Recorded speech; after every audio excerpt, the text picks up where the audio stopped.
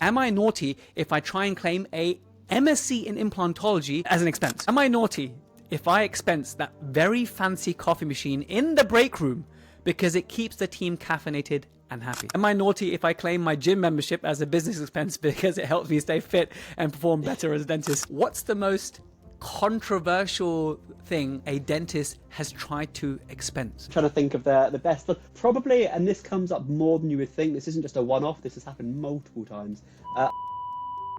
For their pet chihuahua at home. And that's probably the most controversial, the most unusual one that does get tried from quite a few different angles. But yeah, that comes up more regularly than you would think. Protrusive, this was one of the most fun episodes I've recorded in a long time. We brought back Am I Naughty If in a huge way. I asked our guest, chartered accountant Seb Stracey, all our niggling queries we always wanted to ask accountants. Can I claim this? Can I claim that? Things like parking expenses. Like I used to park somewhere and pay £10 every day. Can you expense that or not? What about if you want to do a master's in implantology? Does that count as a new skill and therefore you can't claim it? Or is there a way that you can claim that as a tax deductible expense? How about if you're an associate and you buy a coffee machine for work? This one might surprise you. Now hear me out. If you're an associate, there is a way you might be able to buy a coffee machine of your choice and it could be expensible. You know, listen to find out because all of these are covered. And if you wait all the way to the end, and I almost forgot to ask this, so make sure you stay all the way to the end. I asked Seb, seeing as that he sees and knows all the numbers, he knows how much income associates make and how much income principals make. When you weigh in the headache and the stress that the principal takes on, would he choose to be an associate or would he choose to be a principal? And the answer he gave was phenomenal. It really opened my eyes about what it's really like to be a principal and what you're playing for, and in terms of income, what it means to be an associate. This episode is eligible for CPD, so at the end, make sure you answer the quiz to get your CE points. We are a PACE-approved education provider. Now, every PDP episode, we give you a protrusive dental pearl. Today's pearl is a free webinar I'm going to give you. It's going to be on demand. So we already recorded it. It went live and it was amazing. Me and Dr. Sunny Sadana did a live on protrusive guidance all about financial resilience for ethical dentists. We discussed how your associate contract can screw you over financially. We discussed case acceptance and communication. We discussed saving and investing, as well as fee setting and charging appropriately. In fact, it went so well, we're going to do a part 2 as well. But to get access to part 1 for free, it's not on YouTube, it's not on Spotify, it is on Protrusive Guidance. But you can join thousands of free members via the community plan. You head to protrusive.app, join the community plan, respond to your emails to make sure you can prove that you are a dental professional. And once we let you in, head over to a free podcast and video section and you will see it there. It's called Financial Resilience Webinar Replay. This just might be the most powerful thing you watch on finances all year. Second to maybe this one, because this one was actually really good. And this podcast, of course, will be a close second. If you're already on the app, of course, please check it out. And we're going to be organizing part 2 very soon. So this is your call to join the nicest and geekiest community of dentists in the world on Protrusive Guidance. And once you make an account, you can then download our iOS or Android app. So don't miss that webinar and I'll catch you in the outro. Let's head over to the main episode. Am I naughty if? Seb, Stracey, welcome to the Protrusive Dental Podcast. So nice to have you. You guys, Humphrey, are my accountants,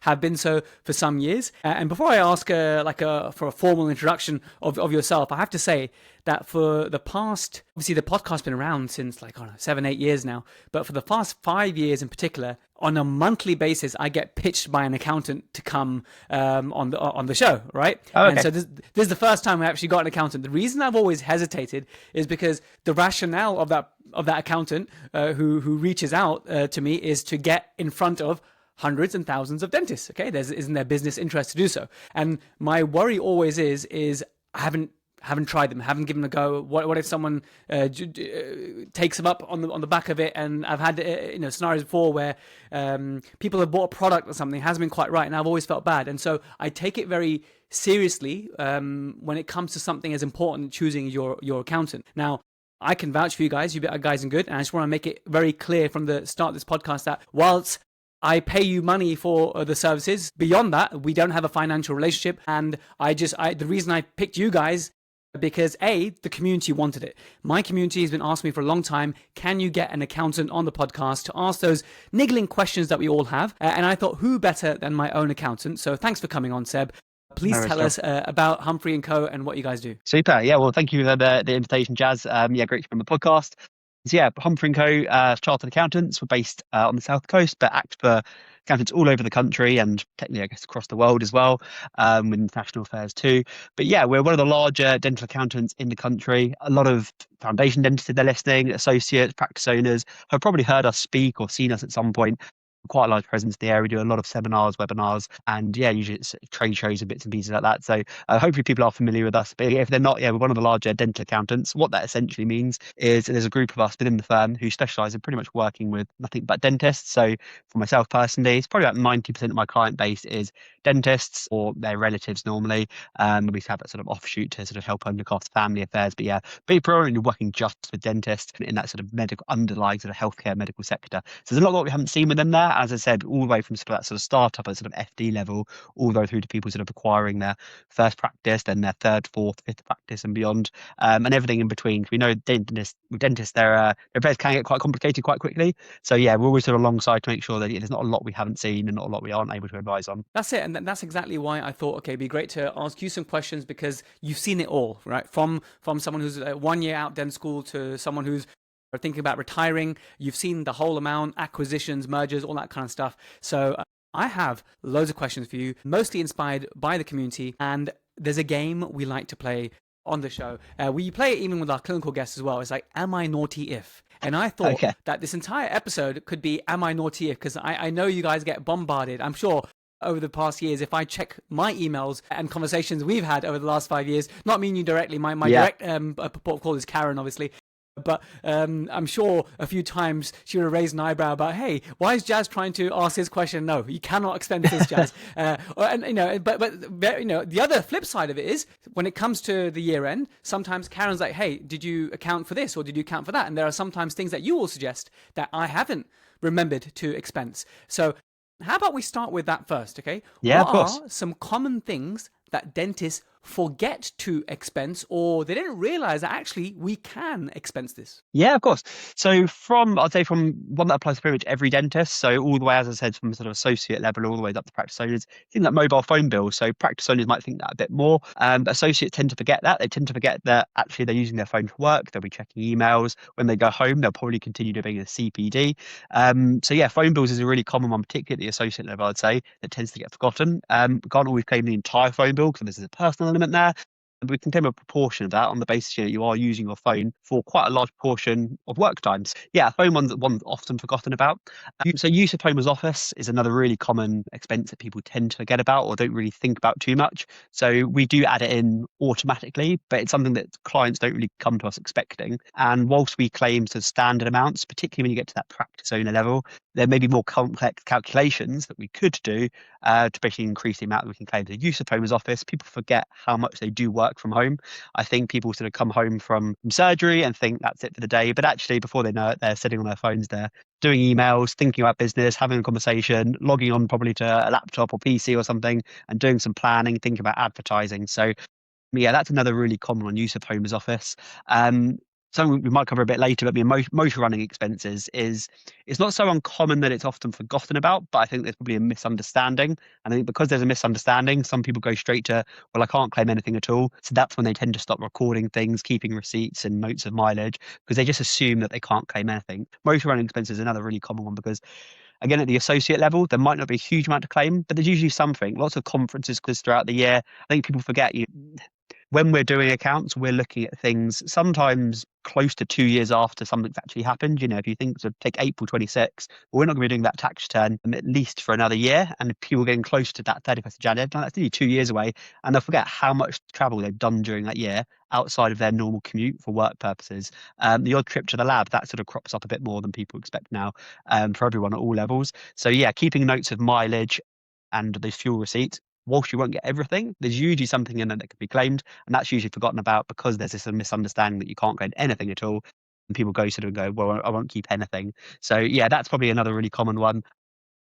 Just on that, in terms of, let's say, I remember when I was a sole trader and I used to go on conferences, I used to basically my logging was the fact that I went to the conference, and obviously I paid for it, so the receipt was there. And you guys know my home address, so it was the mileage from my home to drive into the conference and back, and then it would just go in a simple spreadsheet. And then at the end of the year, it'd say, okay, this year I did 800 miles, and then that's something that it's like I can claim as an expense. Is that the level of record keeping that you're expecting? That's exactly perfect. So yeah, what you're looking for is if you're claiming mileage, you're looking for a mileage log basically to say these are the trips that I've done that qualify. So yeah, home to work commuting is usually excluded, but it's bits outside of that. So yeah, you're home to a conference, you know the mileage, keeping a track of that, how many miles. At the end of the year, we then calculate what we can claim for that. So it's normally a flat rate of 45 pence per mile, which is meant to really encompass not just the fuel itself, because the fuel always going up, but it's around sort of 17, 18p per mile actual the cost of fuel, but it also uncovers things like the wear and tear of your car, insurance, repairs, all that other stuff that goes with that. So the idea of 45p per mile is it's kind of an all-encompassing claim that captures all of that. So all you basically need is just a note of the number of miles you've done. And yeah, there's no few people living. There's no sort of set amount we're expecting to see. A lot of young dentists will do a lot of conferences and courses and those sort of bits. Dentists at the other end of the spectrum might be thinking, actually, I don't need to go as much as I used to. So it goes down quite quickly. So there's no sort of set answer of what we'd expect to see or an average. It is all different. And that's why it's so important to keep those mileage logs, keep detailed records. At the end of the year, discuss it with your accountant and make sure you're claiming as much as you can. But yeah, without the record, it's very hard to know what could be claimed. There's no sort of generic, yeah, this is an average. We can use that on that basis because every dentist is so different. So mobile phone, use of home, motor expenses. The one that usually I forget about is, or the thing that you guys add on quite rightfully so, is laundry. Yeah, yeah. I don't know how to expense that. So you guys just put a nominal amount on that is reasonable. Yeah, absolutely. Laundering, cleaning, and actually sort of printing, postage, and stationeries and other sort of falls into that category of things that you probably don't have individual receipts for, or even remember spending any money on. And we add those in, automatically. Dental specialists, what they're looking to do is to know, you guys have to launder your scrubs at 60 degrees, I believe it is. I think that's the recommended level. So yeah, they should be done in separate washes. So we've done sort of calculations in the background to work out actually across a year number of washes you guys should be doing of your scrubs, what that sort of works out as. And we said every year we sort of assess that figure, adjust it for inflation, etc. But yeah, there's a fixed sum amount. So we're not expecting to see dry cleaning receipts and bits and pieces like this. Some do. There are some dentists out there who do have them dry clean especially, and they will have receipts and say that this is how much. Inevitably, we actually usually find the fixed rate claim ends up working out more because they probably misplaced a couple of receipts as well and forgotten how many times they've actually been. So yeah, laundering, cleaning, and yeah, like I said, printing, postage, and stationery, all these bits and pieces you really do probably just forget that you've spent money on for work. And because it's only sort of £4 or £5 here or there, it's easy not to care. But across the course of 12 months, I can add to it a few £100s potentially. So yeah, printing, postage, station, another one, and just general sundry expenses I'll put into that same category. People probably see it in their accounts every year, think what is sundry expenses, and that's really just aimed at capturing all those other little bits and pieces you completely forget about that don't really fit into materials, labs, printing, or anything like that. But you're spending money for work purposes. Yeah, those are the main ones. These fixed some allowances that you can claim. And yeah, they're not automatic. It's usually just a conversation with your accountant to confirm those things. And yeah, your accountant reminding you, oh, we're going to include this because we assume that you've spent money on those bits and pieces. Yeah, that's where they normally fall in. Well, I'm going to start the Am I Naughty If, and I think it'll be similar or loosely linked to the whole thing about your use of phone. Actually, you mentioned use of phone. So let's talk about a specific scenario of an associate. This associate works 6 days a week, very, very busy girl, works 6 days a week, let's say, and she comes home and she's knackered. She hasn't got time to watch Netflix. She's got to cook. She's got to rest. Maybe hit the gym, come back. So, but because she's a young associate, she's really driven. She's doing lots of CPD at home in her spare time, doing her clean checks and Invisalign planning, that kind of stuff. So there's a lot of internet. In fact, the internet at home is pretty much being used for work. Is it reasonable for associate dentists to claim a portion of their home internet that they're using for work, especially if in this specific scenario I've described, actually they're not really using it so much for leisure, and actually the internet is there so that I can do all the CPD that I do online? Yeah, absolutely. So that, I think that sort of, rather than specifically claim for that, I would say it's not naughty. So we'll go with that. It's not naughty to include that as part of that use of home calculation. So saying actually, it's not just that, because it's actually utilities as well. It's not just sitting there using Wi-Fi. It's sitting there using power, heat, everything else that goes with that. And that's where I think the use of home calculation for an associate dentist ends up being higher than potentially for another trade, another industry, because there is so much of that sort of CPD time and using those bits and pieces at home. So yeah, I think that gets captured really, rather than specifically claim for those. I think most of that will get captured with a larger use of home home claim, saying actually, when you're at home, you're working this many hours per week doing all of this stuff, and capturing all those costs associated with running the home. And I think the Wi-Fi comes under that. Obviously, your phone contract, that is treated differently because that is a specific bill that's going out. Something really sort of quite easy to identify and say, look, 50% of that, say, is being used for the business. That's a good starting point, I'd say, for your mobile phone, 50%. But if you can demonstrate more than that, and again, this is where we talk about sort of, is it naughty or not? If you are doing more than that, well, that's absolutely reasonable. If you can show that actually you have a work phone, it's actually a lot more common now. A lot of associates will say, I actually have a separate phone contract for work. Well, you can justify 100% then. If you can genuinely say, and that's not naughty, if you can say, this is how much I'm actually using it. And that's what it always goes back to. HMRC are looking for things to be reasonable. They're not always bad guys. They basically have a set of rules that they have to enforce. And if you're within those rules, it's fine. If something's captured by those rules, there's no problem with you claiming more if it's genuine and legitimate. So, I would say back to your original question about Wi-Fi, yeah, absolutely. Use of home, including it is part of that calculation and apportioning it on that way of how much you're working at home is absolutely fine. To figure that out, to actually make the calculation valid for that individual, I think that conversation needs to happen between the associate and the accountant. That, hey, actually, I'm paying £60 a month at the moment for the Wi-Fi. Pretty much all of it is work related. Here's my phone. And then that can be plugged into the calculation, right? Yeah, absolutely. So yeah, it's working out. If you're claiming some of these fixed sum allowances, it's making sure that it's pretty much in line with what we'd expect to see elsewhere. So it's having that conversation to make sure A, you are including everything that you can, and B, that if you're using a fixed sum instead, that fixed sum isn't too low or too high. And actually it fits broadly in line with what you're actually spending. So yeah, having that conversation with the accountant and saying, asking questions is great. And this sort of will probably underpin everything we chat about today. If you've got a question and you say, can I claim for this? There's no issue with doing that. Asking that question is exactly what they're there to answer. And likewise, they're there to also prompt you and say, we haven't seen you put this through. Can we have a chat about this? Are you spending money on this? And that's something we might be able to include. Communication is always going to be the key there. Do accountants charge more money for a dentist who asks more questions and maybe gets a bit annoying, and maybe dentist starts getting worried saying, if I ask too many questions, they might charge me more? Yeah, so it all depends on the relationship of the engagement. So I would say for associates, because their affairs are usually straightforward, it's a little bit more of a sort of, things are changing quite dramatically from April 26th with something called Making Tax Digital on quarterly returns. But broadly speaking, it's a compliant exercise. And there might be a handful of questions throughout the year. And most of the time, that's usually then just bundled up as part of a fixed fee. I think, say, for associates, when they're out there looking for accountants, I think fixed fee services is the way to go. And that would include within there should be any ad hoc advice. The limitation to that is then if there's any questions that go beyond the scope of that engagement. So, they're looking at a practice and they've got questions about the performance of that practice that they're thinking of buying. Well, that probably becomes a separate engagement, sort of a more due diligence exercise, falls outside of the annual accounts and tax return. And likewise for practices, before that sort of day-to-day stuff, that's fine. But again, when affairs become more complex and you're looking at larger scope of tax planning, maybe inheritance tax planning, capital gains tax, etc., usually there'll be sort of separate fees for those. So any questions on those will usually sort of attract their own fee structure. But yeah, for dentists looking for annual accounts, annual tax return, and be able to ask queries throughout the year, I wouldn't expect most accountants to really charge separately for those queries. I know you said, if someone becomes slightly more annoying asking questions, actually I personally encourage it with my clients because I think it allows me to understand better. And actually, we're working with a certain amount of information. The more information you can give us about your lifestyle, what you're doing, what you're thinking about, paints a better picture of you. So I think it's really important to ask questions and share things and never be afraid. I would say, if something changes within their life, you shouldn't be scared to run it by your accountant. It may have zero financial impact. It may have zero impact on tax, but ultimately you guys pay us because you don't know everything about that side of things. So you don't know if it's going to impact those things. So by telling us, we can just make sure we build that in. And send a polite reply, maybe saying, thanks for the update, nothing to do here, or thanks, actually, this is really important. And a great example of that is getting married. I think some people think, there might not be too much tax implication of that, but there can be, particularly when you're operating things like limited companies, particularly if there's children involved, potentially, child benefit, planning for childcare. All of these things do have an impact on your taxes and your financial planning. So just keeping us up to date is always the best way to do it. So never discourage asking questions and checking things because, most of the time, if you're operating on a fixed fee, you shouldn't have anything to worry about in terms of asking those things and dropping those bits of information. Thank you.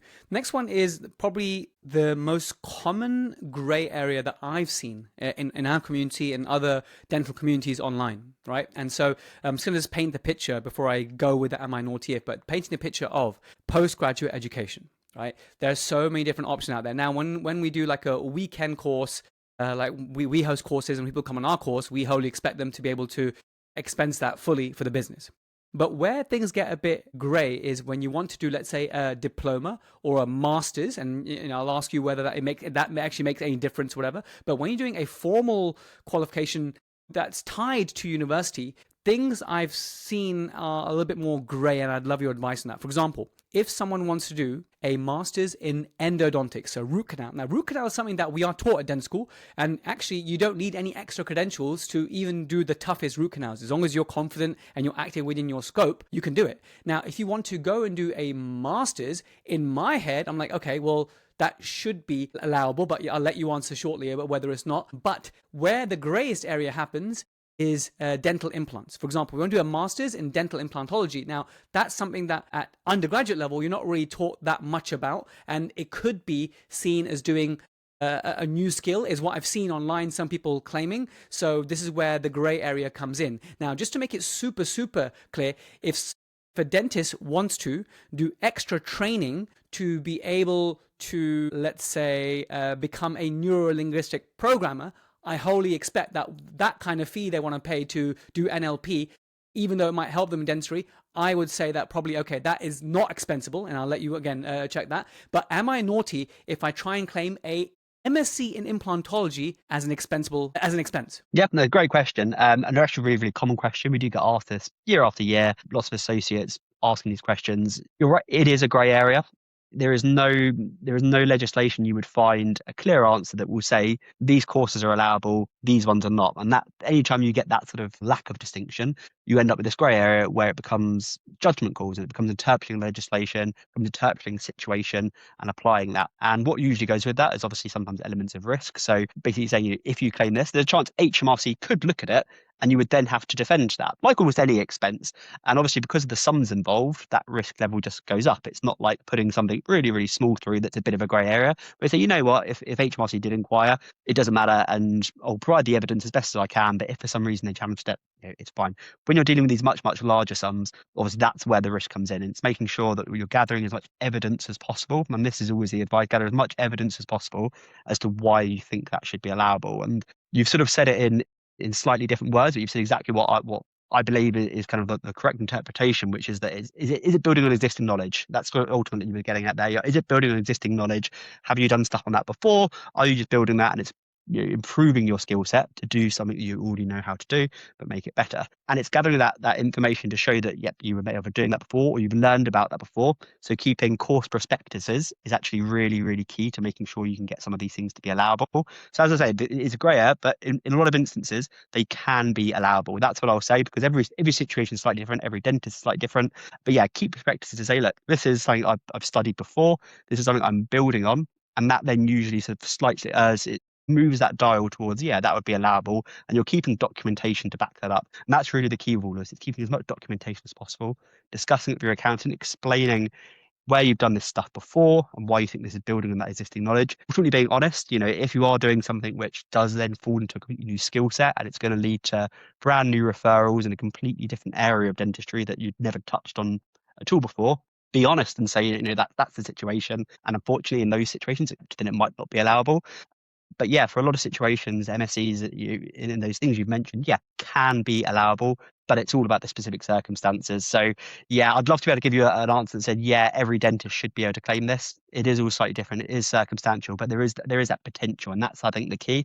And that's that having that conversation, keeping the documentation, having a think about how it's framed, and how you would then justify that further down the road. But yeah, it's not out the realm of the question to at least be looking at those things and checking. Ultimately, for a lot of dentists, they will be doing these things regardless. So the tax relief is, wouldn't you say, a bonus? No one like paying tax, but ultimately it's something you're going to do anyway. If you get the tax relief, that's better. Hopefully the tax relief isn't driving the decision to do that in the first place. So ultimately it's going to improve your career and allow you to earn those larger sums further down the line. But yeah, it's a conversation worth having, double checking and keeping the documentation as you go. And making sure that you're painting a picture so that if it does get inquired into, you can show everything to HMRC and say, look, this is the reason we've allowed this. This is why it's within the legislation, the guidelines, and hopefully they go absolutely agreed and they're happy with that treatment. So yeah, certainly possible, but needs taking on a case-by-case basis. But as you said, it is a grey area. I think what I take away from that is actually most, even our undergraduate program, whilst we didn't place implants, we still learned about implants and the role of rehabilitation of patients.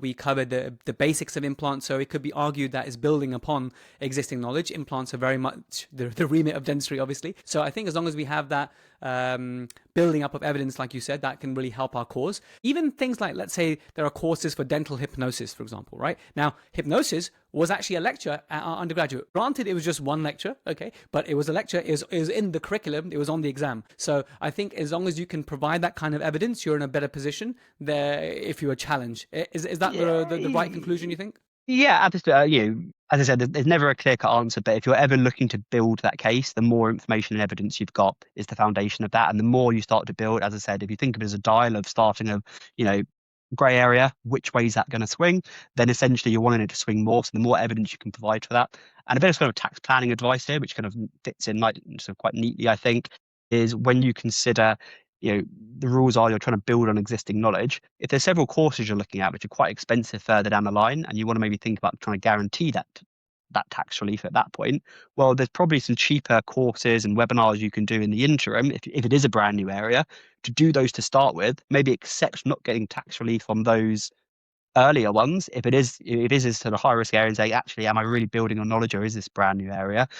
Disallowing those early ones, but then when you come to those more expensive courses, you can look back and say, well, actually, I have studied this, I have built on this, I'm building on that knowledge. So a bit of tax planning, and it's a good way of adding a bit of insurance policy for some of these more complex areas, is to have a conversation early on with your accountant, say, I'm thinking of doing this, and then they can identify and say, look, if you were able to do a sort of cheaper course earlier on, we might disallow that. And then you go on to do the more expensive course, and that's legitimately you saying you have built on existing knowledge because you've done that earlier course. Does that make sense? That's very helpful to do like a little mini course, a starter before the main course. I like that. Now, here's another one then. Am I naughty if I put through my specialization program? Like those who want, MCLIN Dents in the UK or residencies in the US, whatever. Obviously, I don't expect you to know for the US, but let's take it for home territory, UK. MCLIN Dent. So by the end of it, you'll be a specialist, right? It's a 4-year program, or 4-year program.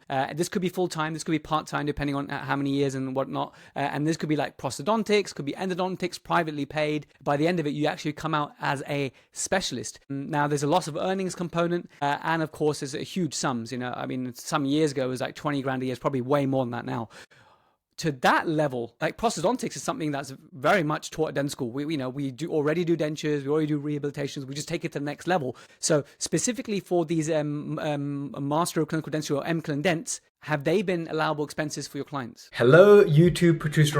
I know you're watching on YouTube, and I hope you're enjoying this episode so far. But I wanted to highlight, in case you don't know yet, we have an amazing viewing experience on protrusive.app, our website, our network, our platform. So I just want to spend a minute to show you what this looks like. On the left side, you see the navigation, and when you join the app, you get a 1-minute video tour of the entire network. Now, in terms of where the magic happens, that's in the Protrusive community, because you might come for the content, but you'll stay for the community of the nicest and geekiest dentists in the world. We have all these polls, we have a chat group, there's always active chats and dentists helping dentists. And really what I want to do is create a really supportive environment that's not like the environment we have on Facebook, and is built on the values of niceness and geekiness. If you are nice and geeky, you belong here. Now, to make this a safe space, we have a manual process of approval. We actually verify that you are a dental professional before you get in here. So we have hundreds of applicants a day. So if it's been about 2 days and you haven't heard anything,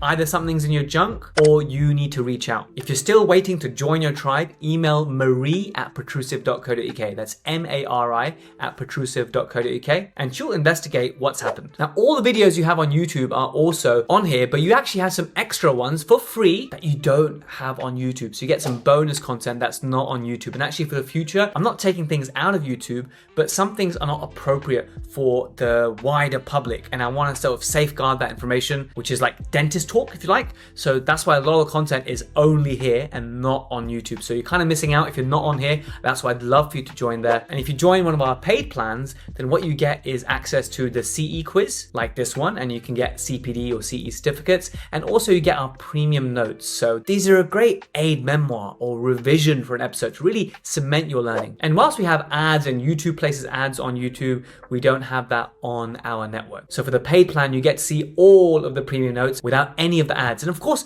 you get to support Team Protrusive and help us to continue what we're doing. I'm just going to gloss over the Protrusive Vault, which has all our infographics and downloadables. These are all our masterclasses at this moment in time, and we're always planning to add more. And if you look at them, there's about 1, 2, 3, it's about 7 of them. But actually, if you look at the replay section, some of the live masterclasses that I've done and some of the training that people pay for on other websites is all on there, included as part of the masterclass subscription. And if you're a student, don't fear, we have a special section for you with all the student notes, which anyone can access. So for example, here is one on exodontia. So it's all there waiting for you on Protrusive Guidance. Please head over to the website, which is protrusive.app. Make an account on your browser. This could be Safari, Chrome, however you want to do it. And once you've made your login, then you can download the iOS or Android app and then log in through there. So the reason to make the subscription primarily on the website first is that you get access to a free trial, which you don't get if you do make an account on Android, iOS. If you make it on the website, you get access to the free trial, and you get our best price if you sign up through protrusive.app. So our best deals and free trials are only on protrusive.app. Of course, we always put the link below in the description, and thank you so much for enjoying our videos on YouTube. But it's now finally time to level up your experience. Back to the episode. So again, it falls into that grey area because you can have dentists doing very different roles whilst undertaking these. So as you said, if they're full-time, how much self-employment is actually going at that point? So when HMRC then would look at that, they'd be considering actually, is this wholly and exclusively for the trade? And that's what we always come back to, is something wholly and exclusively for a trade.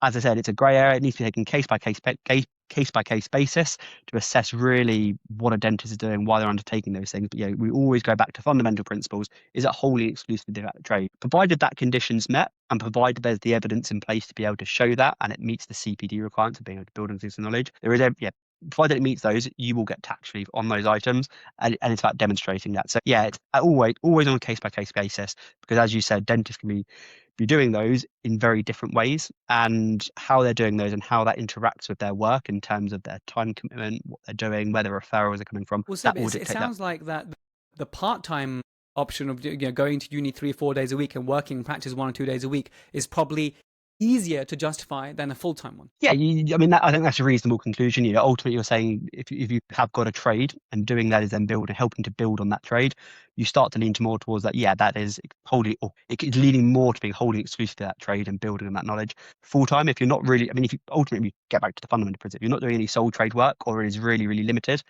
than doing a full-time course, where's the interaction with the trade? And that's sort of the where that grey area becomes harder to justify. So it's always a case-by-case basis, always having that discussion and saying, this is my situation, this is what I'm thinking of doing, and then going back to those fundamental principles. Is it wholly exclusively for the trade? Is it building on existing knowledge? And that gives you a good starting point. So dentist by dentist case, but there's absolutely every reason to have that discussion, because it absolutely potentially could be allowable. Seb, I'm going to just pivot a little bit, because I'm just remembering some of my colleagues who've done specialist programs, 3, 4 grueling years, and they told me that they're skint by the end of it. Like, they're ready to work, right? Because they're really a lot of these, the only way they can make it work is by getting help from parents or living with parents while they're doing these specialist trainings, if they have the sort of possibility to do so, if they're lucky enough, fortunate enough. So in those scenarios, you might find that when they come to actually earning again, and when the first tax bill comes, and this can apply to everyone, not just this cohort I described, but it was kind of like a segue into it,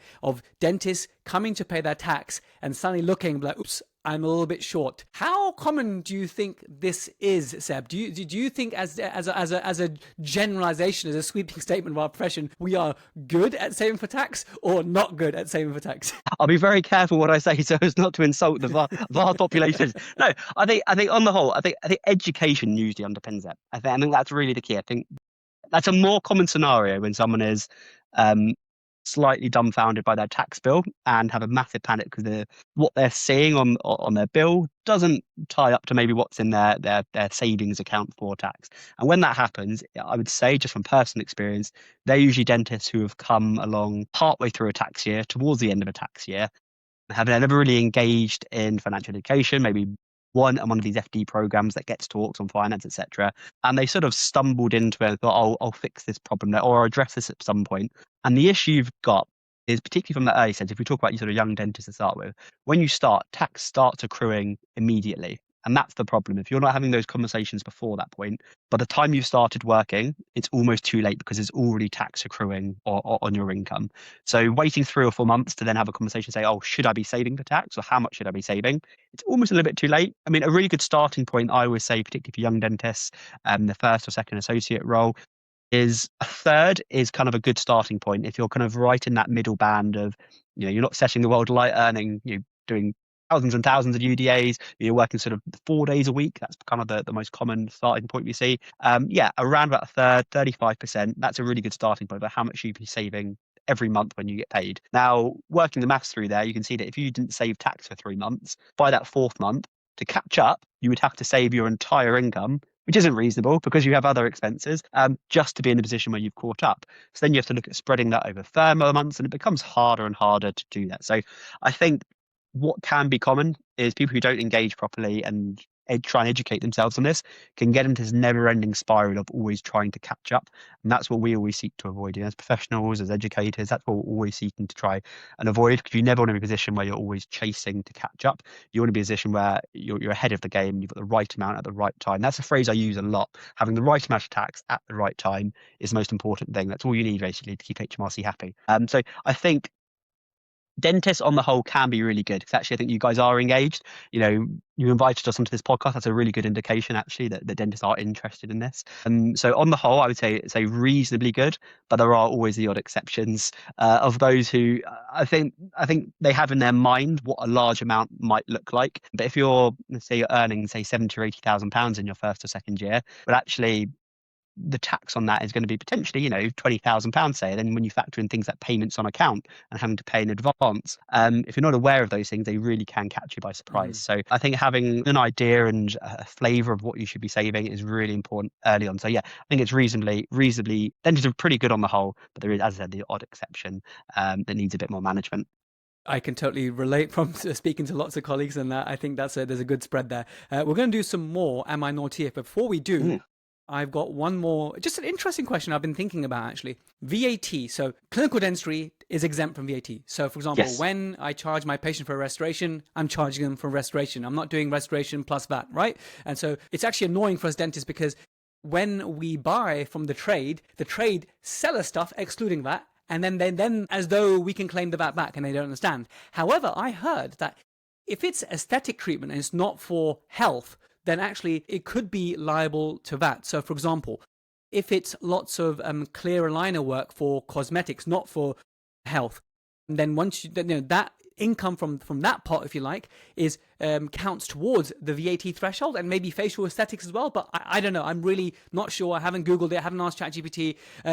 Do you know any dentists other than me in education, any dentists who are VAT registered because of the volume of cosmetic treatments they do? Yeah.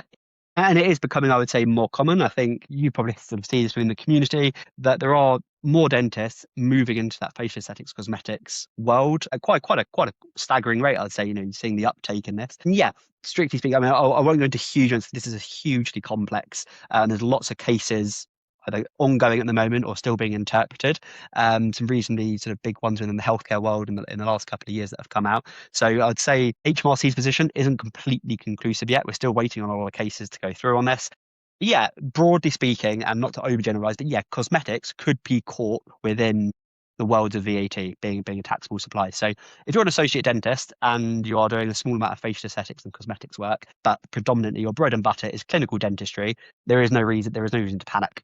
It's really, you have to be doing taxable supplies. So when I say taxable supplies, those are the items that fall within the scope of VAT. So these things we've mentioned, they have to be at £90,000 turnover before you have to register. So yeah, if you're doing small amounts, which I think a lot of dentists probably are, and the vast majority I speak to, they fall into that category of they're doing some but not vast amounts. But if you were doing vast amounts, if you did have a specialist clinic looking at that, a conversation about VAT, because it is very complex, because whether a healthcare provision applies to certain things or not is very much debated, and whether it's a referral, etc. There's a lot of complex stuff here.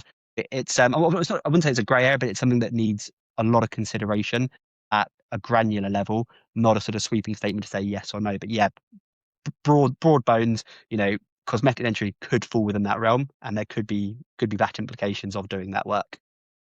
Okay, I mean, I think I don't want to go too much into that because, like you say, it's a developing area. There's Yeah, so many absolutely. nuances there, but it may be something that a lot of people didn't know about. It's like, oh, okay, that's interesting. I don't think there's many people who fall into that bucket, but like you said, if they have a practice that's dedicated to facial aesthetics only, and then obviously all the income that's come in could be a vatable amount. But again, this is something that everyone should speak to their accountant about.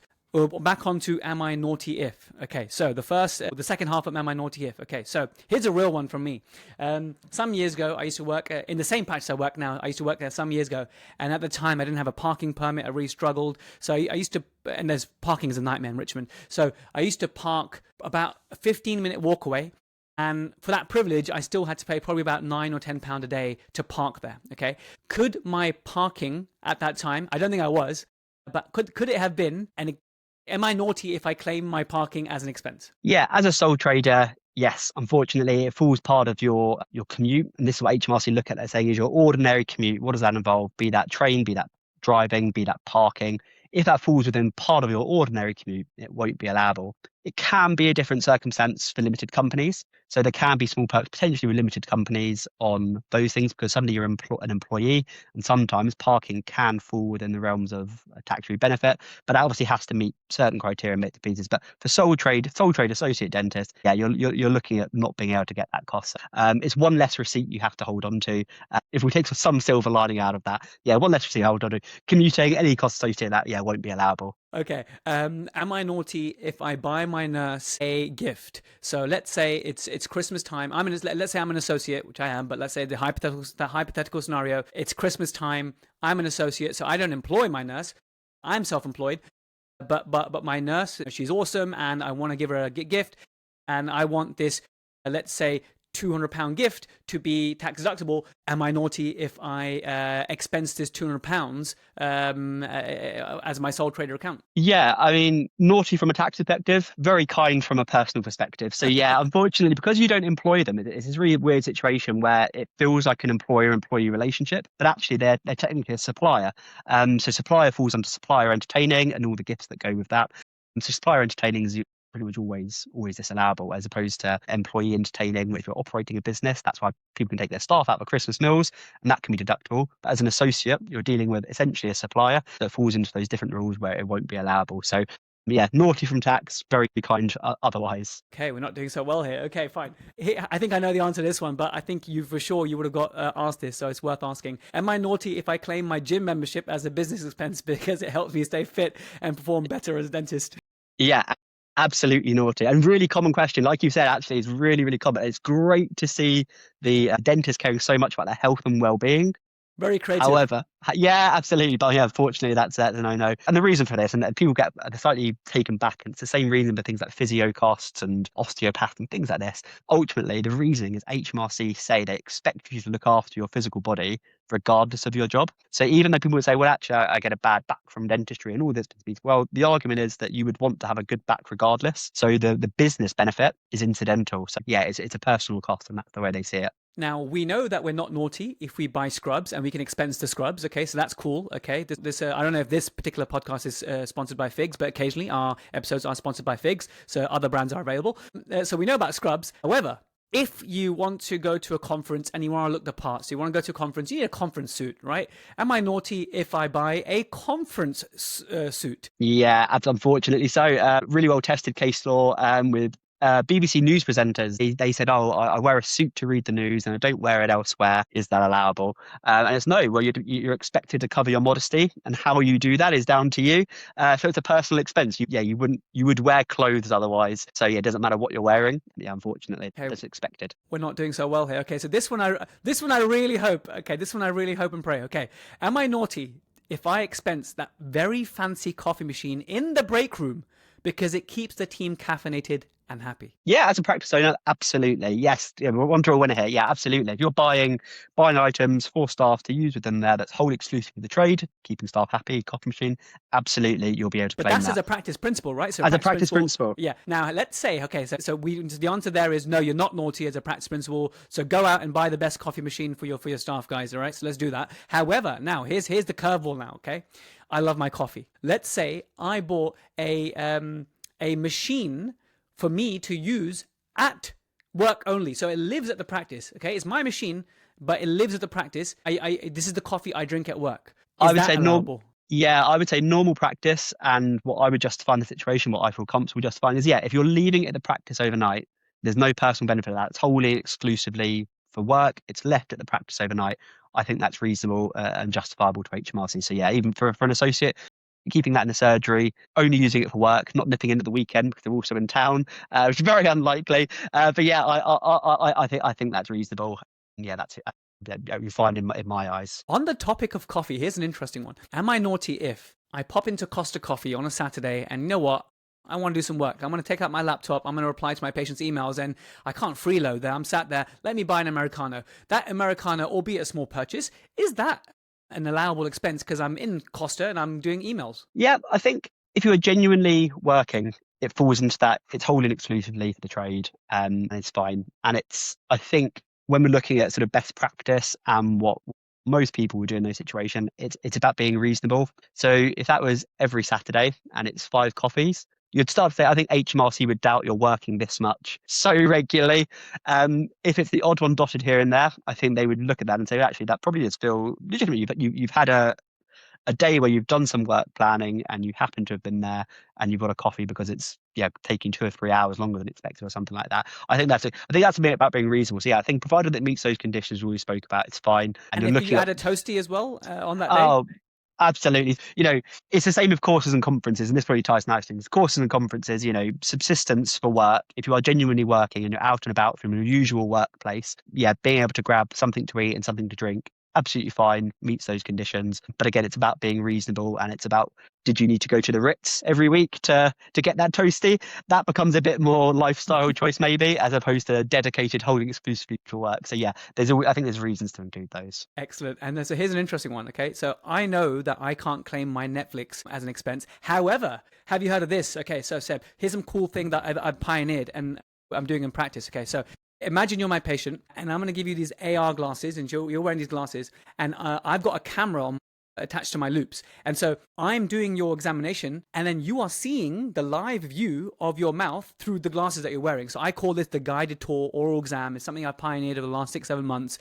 And this is amazing. Now, on the topic of those AR glasses, some practices have got those AR glasses and they use them and they live at work and they use them to allow the patients to watch Netflix. So it's kind of like having a TV on the ceiling, except we don't need a TV on the ceiling anymore. It's like a TV on your face, which is the AR glasses. So if a practice has a Netflix subscription for patients to watch during long treatments, that should be allowable, I imagine. Yeah, absolutely. I think we could fall back into this coffee machine territory. But I think what you've created is far more impressive than a coffee machine. So not to put in the same camp there. But no, if it's solely for the practice, it's wholly exclusive to the practice.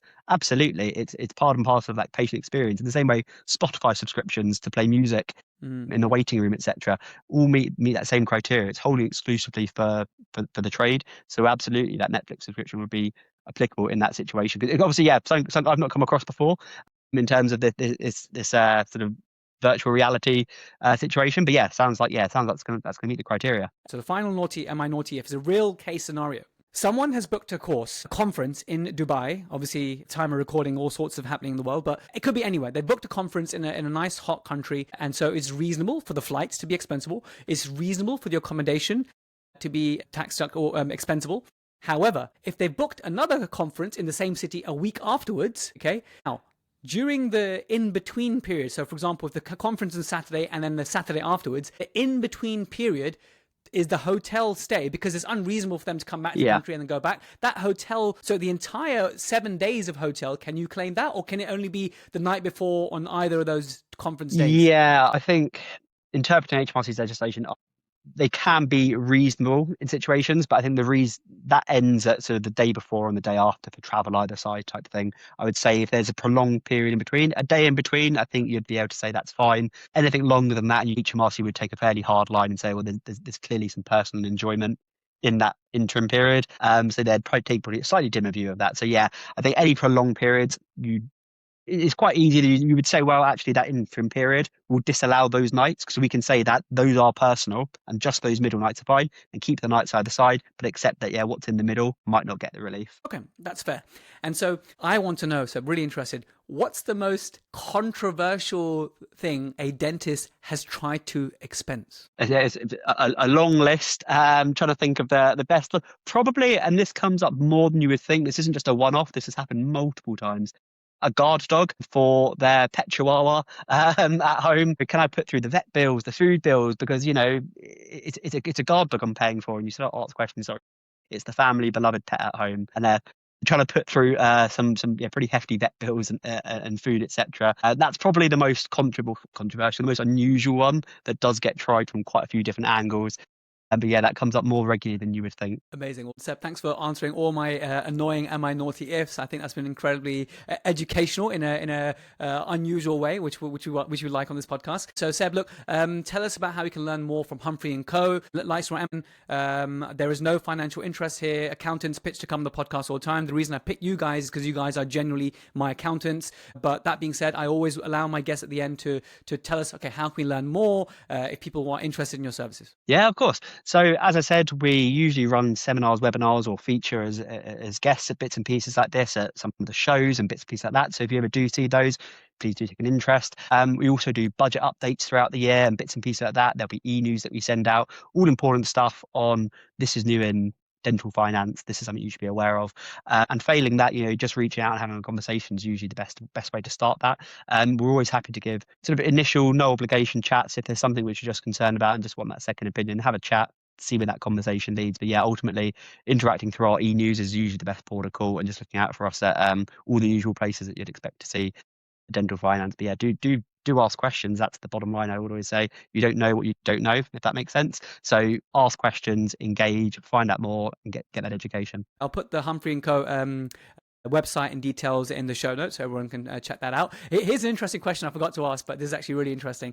Is in this world, there's this perception that we see online that associates have it easy and like they don't have to deal with the staffing and that kind of stuff. And then associates are saying actually principals have it sweet. They get a big percentage of our pay and that they go on more holidays or whatever. This perception that they have actually is both ways. Associates think principals go on more holidays. Principals think associates have it easy and they're always gallivanting on holidays. And so it's a very interesting thing. Now, as someone who looks at the numbers on either of them, who would you rather be, the associate or the principal? So essentially the question I'm trying to ask in a roundabout way is, with the additional risk, with the additional headache that the principal takes on, do the numbers in terms of earning power and income that you see, do you think they're justifiable? I would say the honest answer is they are very different situations now. And this is a really bizarre thing to say because the numbers on paper can show one thing. So generally speaking, if we look at averages, yeah, the average principal per practice earns more than the average associate. And as you said, there's all the risk that comes with that.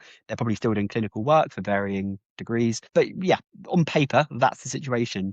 From a cash perspective, it can be very, very different. If you've bought a practice and you've taken out large bank finance, a lot of your income on paper is going to repaying the capital of that large loan that you took out at the start. So from a cash flow perspective, sometimes, and what I sort of try and gear people buying their first practice up for, is you might be more cash rich as an associate for a period of time, but as a principal, you're building a savings account. The practice is a bit of a savings account that when you come to sell that, you're then going to realize you paid off the loan and you're realizing a large sum on a large asset. And that's going to be a large injection into your life, but it is down the line. So principals on paper do earn more. Cash wise, they might not be as well off as associates probably think.